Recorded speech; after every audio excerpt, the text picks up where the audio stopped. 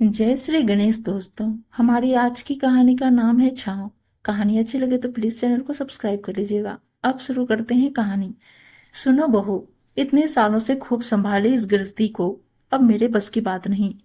रमा ने बड़े ही तलखी के साथ कहा था। नेहा को सुनकर थोड़ा अजीब तो लगा, पर उसने बड़े ही प्यार से कहा, जी मम्मी, आप समझा दीजिएगा, जैसा आप कहेंगी मैं वैसा कर लूंगी। और उस दिन के बाद नेहा घर की अमूमन सारी जिम्मेदारी बखूबी निभाने लगी। एक दिन नेहा ने कहा, मम्मी जी को मैं शिरडी साईं बाबा के दर्शन करवा लाती हूँ, साथ ही नासिक आदि भी घुमाएंगे। चूंकि रमा साईं बाबा को बहुत मानती थी, उन पर अटूट विश्वास व आस्था थी, इसलिए परिवार में सब सहमत हो गए। नेहा ने फ्लाइट की टिकट बुक की। नियत दिन एयरपोर्ट पहुंचने पर बोर्डिंग पास में गोवा पढ़कर रमा ने आश्चर्य से नेहा की ओर देखकर पूछा, हम गोवा जा रहे हैं? नेहा ने अनुरोध करते हुए कहा, जी मम्मी, प्लीज अभी आप किसी से ना कहना, हम गोवा होकर शिरडी जाएंगे। कुछ घंटे बाद दोनों गोवा के एक रिसोर्ट में थे। मम्मी, आप यहाँ जितना चाहे स्पा व जकूजी में जाएं, स्विमिंग पूल पर स्विमिंग करें, जो मर्जी सो करें। सुनकर विस्मय से रमा बहू नेहा को देखती रही। नेहा ने रमा को इन सब चीजों का अच्छा खासा अनुभव भी करवा दिया। साथ ही वे स्कूटर किराए पर लेकर आसपास की सैर करते, रोज सी बीच पर समुद्र की लहरों में घंटों भीगते रहते। एक दिन शाम को रमा बोली, बहू तू सच सच बता, अचानक से गोवा की सैर सपाटा का ख्याल तेरे मन में क्यों आया? पहले आप बताएं, आपको मजा आ रहा है या नहीं? अरे तुम तो सवाल के जवाब में सवाल पूछने लगी। मेरी बात का जवाब तो दे। मम्मी, दरअसल मेरे दादाजी व पापा भी डॉक्टर रहे, हम दोनों बहनें भी डॉक्टर बन गई। मेरी माँ घर गृहस्थी में ही फंसी रही, हमने कभी उनके मन को समझा ही नहीं। हमें लगता सब समान ही तो है, पर वो हम सबके साथ रहकर भी मानो अकेली ही थी। धीरे धीरे डिप्रेशन और कई सारी बीमारियों ने उन्हें जकड़ लिया।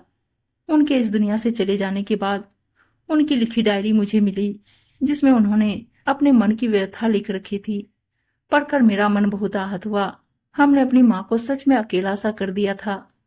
यहाँ अपने घर में भी मैं, पापा जी व गौरव डॉक्टर हैं। हम तीनों भी अक्सर अपने प्रोफेशन की ही बातें करते रहते हैं। इस घर में जब से ब्याह करके आई, आपको चुप चुप ही देखा तो लगा आपको कम बोलने की आदत है, थोड़ा रिजर्व सा नेचर होगा। पर पिछले कई दिनों से आपके व्यवहार में काफी परिवर्तन दिखे, तो मुझे आपकी चिंता होने लगी। इसलिए सोचा आपके साथ क्वालिटी टाइम स्पेंड करूं। और सबसे जरूरी बात, एक बार अपनी माँ को खो चुकी हूँ, दूसरी बार। कहते कहते रो पड़ी नेहा। रमा का मन बहू की बात सुन भर आया, वो भी रोने लगी। खुद को संयत करते हुए रमा ने बताया, ये तो व्यस्त रहते ही थे। बेटा गौरव बचपन में मेरी साड़ी का पल्लू पकड़कर घूमता था, पूरे समय मामा चिल्लाता रहता, हर काम में उसे मेरी जरूरत होती। पर बड़ा होते होते फिर मेडिकल की पढ़ाई में उलझकर वो मुझसे कब दूर होता चला गया, पता ही नहीं चला। अब हर चीज में उसे अपने पापा की जरूरत होती, उन्हीं से सलाह मशवरा करता। तुम ब्याह करके आई, डॉक्टर होने से तुम भी अपनी जिंदगी में व्यस्त होती जा रही थी। मैं एक सरीखी जिंदगी जी जी कर उकताने सी लगी। मेरे अंदर छटपटाहट, पीड़ा अब साथ बढ़ता जा रहा था। लगता किसी से कोई बात ही ना करूं, तो कभी लगता जी भरकर मन की भड़ास निकालूं। अजीब सी कसमकस में थी। तुम मुझे यहाँ ले आई, तुम्हारे साथ मैं खुलकर हंसी, बोली। तुम्हारा वो स्पा भी बड़ा चमत्कारी था, गजब असर किया, पूरी तरह से रिलैक्स हो गई। सच कहूं तो बरसों बाद मुझे बड़ा सुकून मिला। अच्छा सुन, माँ को याद कर अब दुखी ना होना, ये तेरी माँ है ना तेरे पास। साईं बाबा की कृपा से बहू के रूप में मुझे तो जैसी प्यारी समझदार बेटी मिल गई। कहकर रमा ने नेहा को गले लगा लिया। दोनों बड़ी देर तक यूं ही रोती रही, सिसकती रही। खिड़की के बाहर आकाश में सूरज ढलता दिखा, जिसे देखकर रमा बोली, चल अब बहुत हुआ रोना धोना, जल्दी से सी बीच में छप छप कर आए, फिर कल सुबह शिरडी के लिए निकलना भी तो है ना। सुनकर हाँ माँ कहकर नेहा भी हंसने लगी।